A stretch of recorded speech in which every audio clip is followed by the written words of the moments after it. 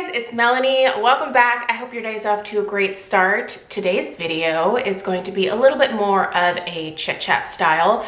A couple weeks ago, I shared a video where I talked about the fact that I was losing my hair at a significantly faster rate than at any other point in my life. I shared a few of the kind of, I guess, causes that I think could be leading to that. I also shared some things that I'm currently doing to slow down the hair loss, if not, hopefully potentially stop it entirely and begin to regrow my hair again.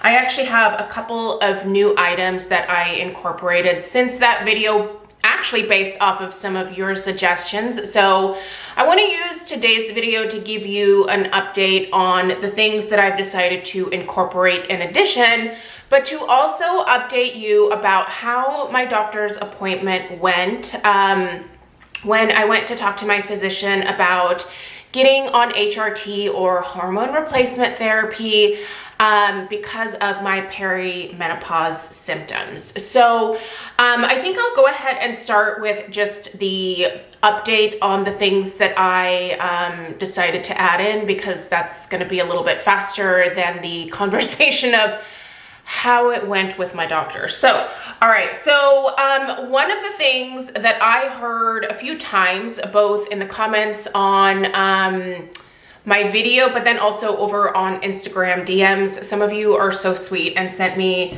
like the most amazing messages over there. Honestly, I wish that, like, I've said this in videos before, I wish that all people could have this level of support and people who are willing to reach out and give advice and, you know, just kind of also generally commiserate about the fact that getting older, while it is an amazing privilege and I am so blessed to be aging, because that means that I am still alive and I recognize that, don't get me wrong, it can be hard sometimes. And when your body goes through major changes, it just can be very overwhelming, especially if you feel alone. And honestly, that's why I'm opting to share my journey here, just as a way to connect with those of you who feel a little bit more maybe alone or isolated in your journeys, just to let you know that you're not the only one. Like, this kind of blows for a lot of us. Like, some people can ease into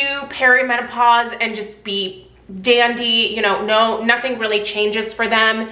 Some people, you know, just head into menopause and they feel fantastic, like they've never felt better their entire lives. And then there are others of us who are just like, ugh, what is happening?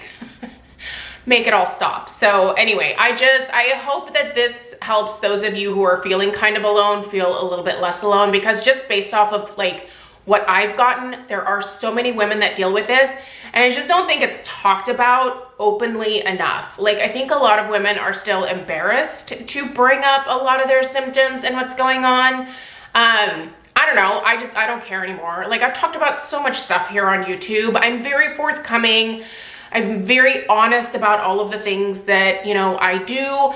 And I just think if it helps one person either potentially find a solution for themselves, or it just helps them feel less alone, then that makes me doing this worthwhile. So anyway, pumpkin seed oil was brought up a number of times, both taking it internally as well as using it externally. So I got on the old Google machine and looked up some higher quality pumpkin seed oil containing products, I guess you could say, and I came up with the following two things. So this is the Carlisle Super Pressed Pumpkin Seed Oil, 300 milligrams. This is 200 soft gels. They tell you to take 3 of these per day. So I did add 3 of these into my little pill box that I showed you guys in the last video. By the way, I ran all of my supplements past my physician one more time. She knows that I was on all of this stuff anyway, because we talked about it at my last appointment. But I shared with her that I'm still on all of the same supplements, and she was like, good, those are all supplements that I think can support you in your journey as you're going through this. I really like my physician because she's not one of those that's just like, here, take this pill from a pharmaceutical company. She definitely, you know, if medication is required, she will prescribe it, but she also believes in supplementing and supporting, you know, more traditional medical treatments with, you know, supplements, alternative remedies, if you will. So, and I'm open to that as well. Like, don't get me wrong, when I have an ear infection, I am at urgent care and I am getting the antibiotics, right? But if there's something that I can treat without using antibiotics or, you know, something else, then I'm happy to do that. Anyway, so she knows everything that I'm on, and I told her that I added this, and she was like, that's fine. She was like, I've actually heard that's really good for hair as well. So we got the okay from her to add this into the routine. So 3 of these a day. These are a quick release soft gel, and they're really easy to take. I have not had any nausea or anything like that. Although I do take all of my supplements with a meal. That's just what works best for me. Otherwise, I get pretty nauseous. So anyway, taking 3 of these a day, very easy, simple thing to do. Did I tell you that I picked both of these up on Amazon? So I'll link them on Amazon down below. And then I also picked up the Maple Holistics pumpkin seed oil. And this is just 100% certified organic pumpkin seed oil. Now, this is not for consumption. I purchased this to do like a warm oil treatment on both my scalp and my hair. So what I've been doing is 2 days a week, typically evenly spaced apart. In the evenings, I've been taking a dropper full of this, warming it up between my hands, and then doing a scalp massage. And then I take a little bit more, and I also run the pumpkin seed through all of my hair, including the ends. And then I've been putting on this delightful bonnet, which I also purchased off of Amazon. I think this was like $8. It's a really nice one because if you have an enormous head like I do, that's great. It's got, you know, some nice room for those of us with the giant gourds. But if you have a smaller head, never fear. There's also like this little adjustment thing here. So you can totally adjust this to however tight or loose that you need it based off of your gourd size. So, and then I will go to sleep with that oil in my scalp, run throughout my hair in the morning. I've been going in the shower after doing this treatment at night and shampooing my hair really well, shampooing my scalp really well. My hair has absolutely been softer, and it's very shiny. I wish I could show you, but obviously I am opting to put my hair up today because I was too lazy to style it the way that I need to. Which, update you guys, I was actually supposed to go have a bang trim on Thursday of this week. I went ahead and canceled it because for the time being, I think I'm gonna like grow these bangs out just a little bit, just so you guys know. The only reason that I'm doing that, it's not because I don't like the way it looks on me. I actually really love the way that the bangs look on me. I think they make me look a little bit younger. Not that I was necessarily going for that, but honestly, like I had bangs when I was like a child, you know, from the age of whatever, like 3 to probably 10, I had bangs. So it makes me look like I'm a lot younger again, and that's nice, but that's, you know, whatever. That's not the reason that I did it. I don't like the amount of time it takes to style them, and it takes a lot of time for me because I have a cowlick in the front, and then also my hair has been trained to just go back for years and years and years at this point. So anyway, the bangs, I think I'm gonna grow them out. Don't regret getting them at all. And if you're thinking about getting bangs, do it. It's just hair, it's gonna grow back. So anyway, canceled my bang trim. You guys, let's get into talking about what happened with my physician, because this was really interesting to me. I expected to just go in there and be like, hey, the symptoms are now getting significantly worse. So I have actually talked to my physician about this before. This is not the first time that I've been in her office with these symptoms, and she's the one who initially told me that I was in perimenopause anyway. So She said, come back when it gets to be unbearable and then we will discuss. So came back, and here's what we decided to do. Now, this was really interesting to me because I really thought that like she would immediately want to go to the HRT, that would just be the easiest thing to do.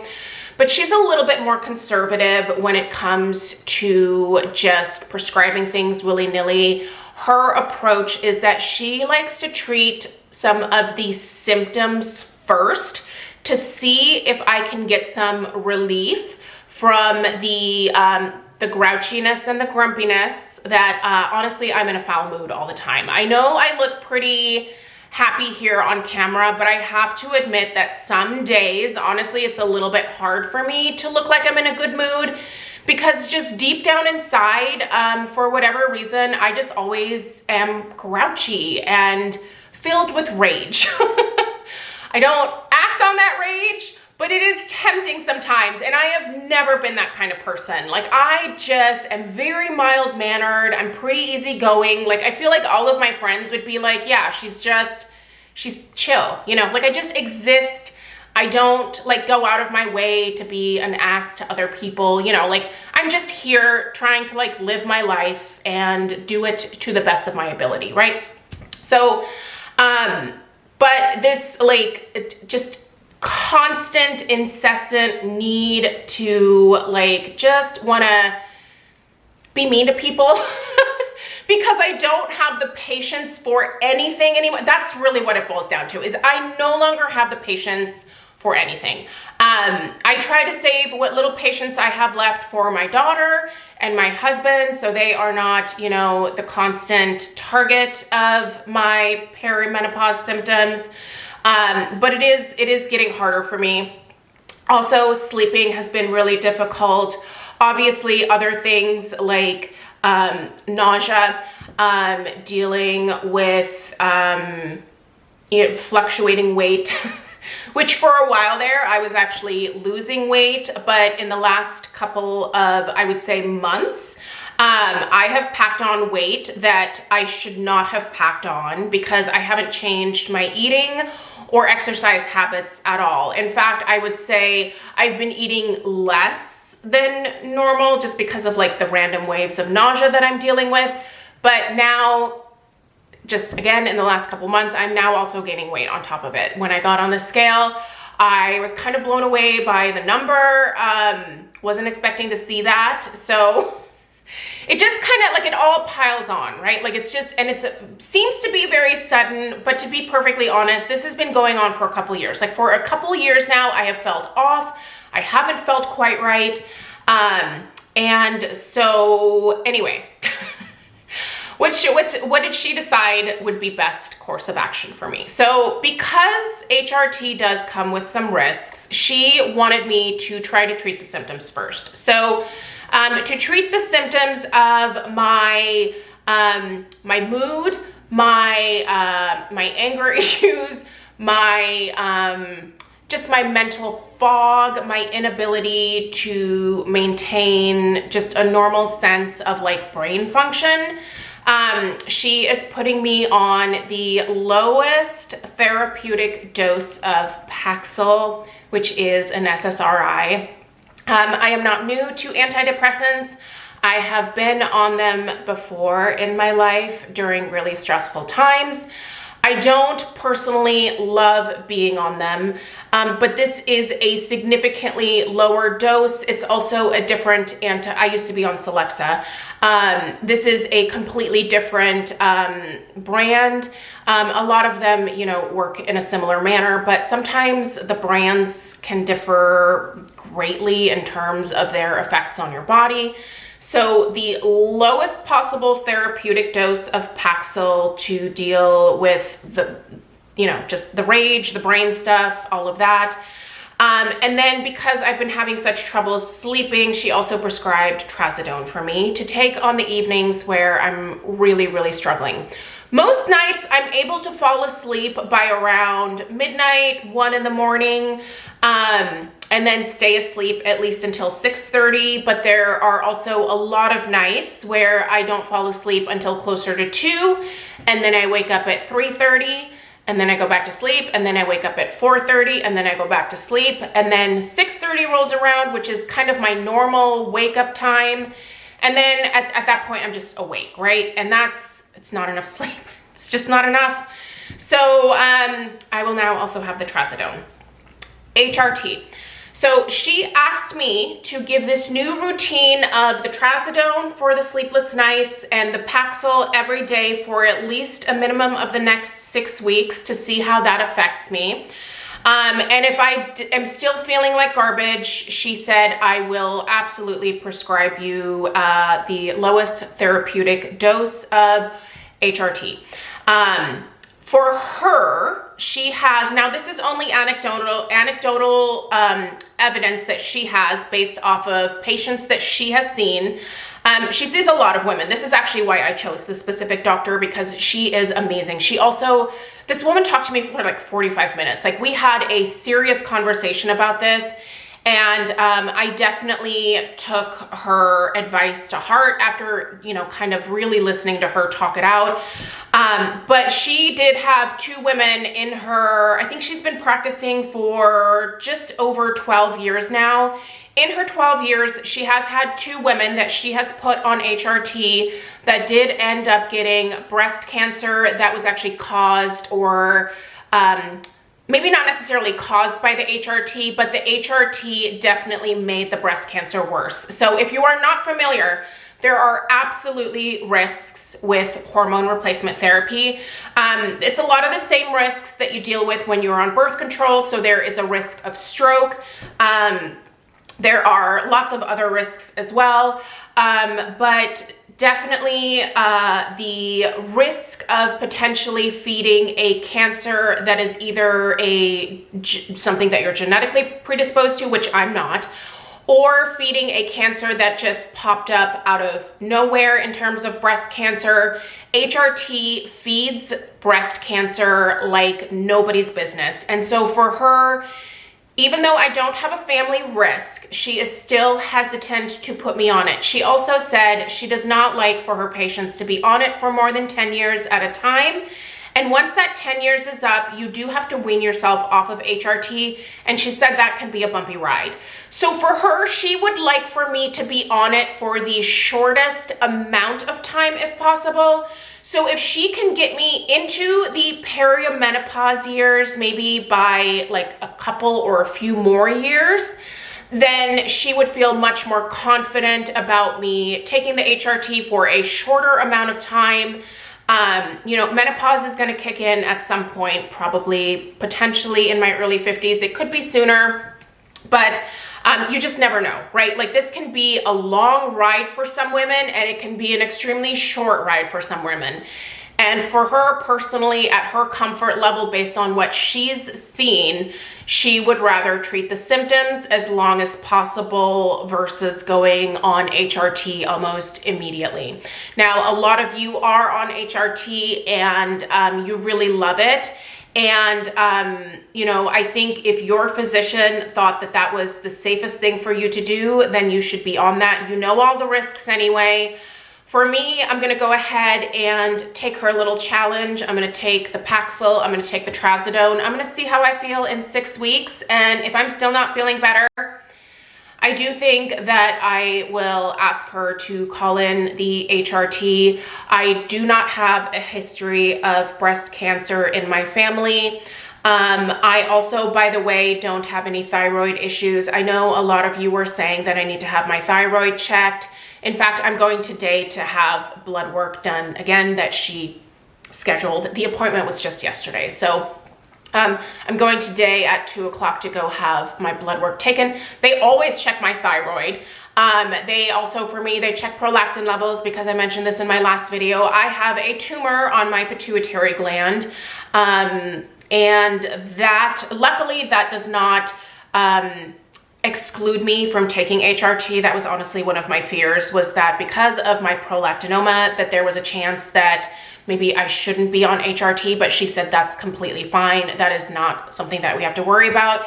But yeah, so I get my thyroid checked. She checks iron levels. Like, there is a whole host of things that she put on this sheet. So I'm going to be checked for a lot. Cholesterol, which the last time that I had that done, my cholesterol was excellent. So she really checks for a lot, and I appreciate that. I think it's good to have, you know, a nice solid baseline anyway. And I usually have blood work done at about once a year. Once a year is sort of the maintenance for my prolactinoma. So yeah, the things are being checked all the time. So I don't have a problem with my thyroid. My thyroid is functioning at its best levels. I mean, as good as it can be for my age, I suppose. So, but at any rate, that's the update, you guys. So for the next 6 weeks, I'll kind of update you on how things are going with this new routine. I am trying to keep a very open mind, and I do understand the risks of HRT. I also agree with her that if I can get away with being on it for less amount of time during my lifetime, that's best. So yeah, that's what I'm doing for right now. This is in no way meant to tell you this is what you should be doing. You need to go to talk to your doctor. Your doctor might be a little bit more aggressive with wanting you on HRT.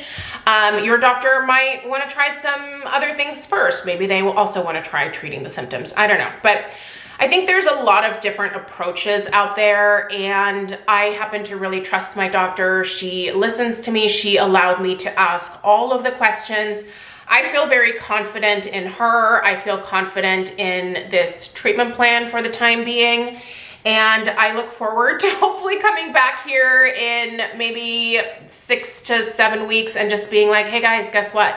All I had to do was take a little Paxil, take a little trazodone every now and then, and I'm good to go. Like, I wish that this is the solution, but we'll see. Who knows? Who knows? But I am looking forward to potentially having things kind of level out a little bit, and should be good to go after that, fingers crossed. So anyway, let me know if you have any questions. I will link these things in the description box down below. By the way, just today finished my first can of minoxidil. By the way, my physician also told me, she was like, for the hair loss, put the 5% Rogaine in your hair. She was like, you can go get it at Costco. And I was like, oh, good, because I'm already on it. And she was like, great. The 5% can be used across the board by men, women, whatever. It was just studied in men at 5%. So anyway, that's why it says not for use by women. It wasn't studied in women, but there are no adverse effects to women using minoxidil. So especially topical. All right, there you go. Yeah, I've got a new can open because I buy these at Costco. If you have a reaction to the liquid, if the liquid dries your scalp out too much, you need to try the foam. The foam also is way easier to apply. It's not like running all over your scalp. It's so much easier to use. Just get the foam. All right, let me know if you have any questions. Thank you guys for being here. Good luck to all of you on your perimenopause journey. It's definitely a fun ride. Let us know your experience in the comments down below. All right, have a great rest of your day. Toodaloo.